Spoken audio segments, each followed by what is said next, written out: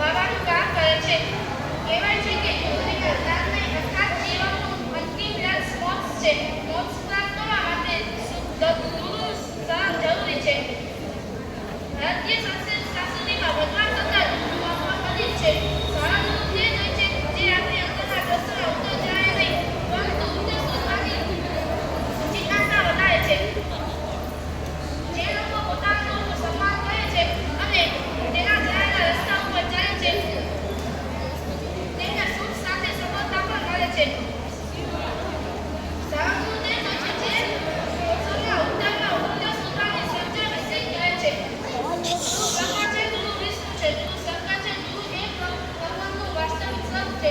વિશ્વમાં ગુરુને વિશેષ દરજ્જો આપવામાં આવ્યો છે. તે આપણા જીવનમાં મોટી ભૂમિકા છે.